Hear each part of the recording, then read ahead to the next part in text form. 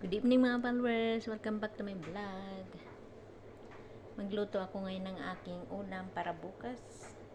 Isang gulay lang sa bawang, sayote, bell pepper. Gisa ko sa aking sardinas. Kumain natin ang ating good evening po. Maghiwa tayo ng bawang para sa ating dinner.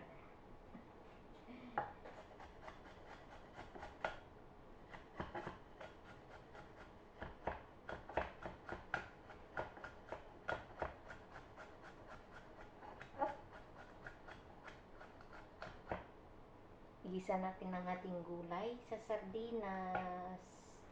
Nakalugsong sa market. Yan natin ang sardinas. Mga guys, ating sayote. Yan muna.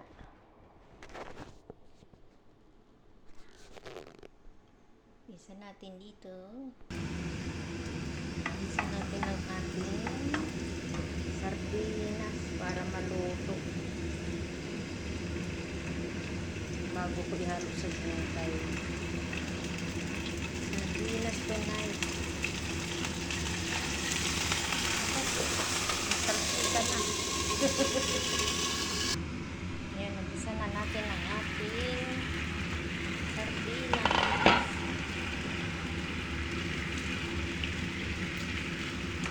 Set aside ko muna ito. Lagay natin dito. Isa ko muna yung gulay tsaka ihalo ko mamaya. Yan. Isa natin ang ating sayote.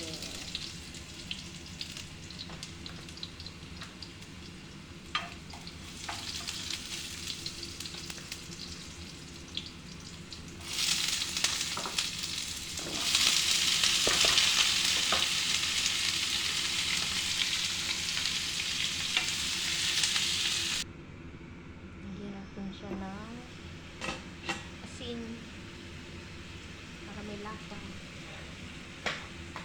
saka chicken. Ganito lagyan natin ng chicken powder, konti lang. Mamaya ko nilagay yung bell pepper, palambutin ko na halfway muna itong sayote ko.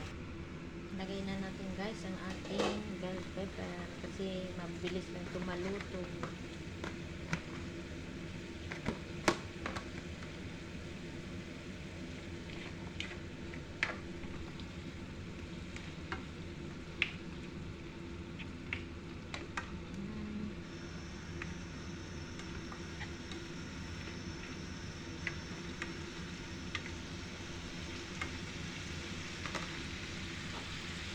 Kunting tubig. Tapos ito ng kunting paminta. Ayan na. Lagyan natin siya. Tapos ilagay ko yung sauce ng sardinas. Wala. Ikot ko ng sardinas. Walain ko muna itong ating sardinas. Yan yung isusot natin ng sauce ng sardinas. Yan. Sardinas na masarap. Ligo sardines. Ayan na guys. Ay, diskarte na yan natin.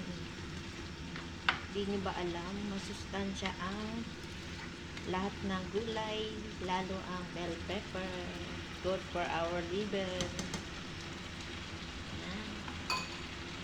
Kunting takip lang kasi halo ko na yung ginisa kong sardinas. Ayan na guys, ito na ang ating gulay. Ihalo ko na yung sardinas ko. Ayan, sardinas. Sardinas ang ating sahog ngayong gabi sa aking gulay. Wala akong baboy. Sardinas okay na. Sapat na. Ayan na guys. Luto ng ating ulam for tonight. sardinas. Nalinamnam na yan guys. Pwede na. Sarap na yan. Yummy, yummy na. Ayan, sardinas na 3 hiwa. Thank you for watching guys, mga ka-followers. Thank you so much. Tingnan natin ang apoy.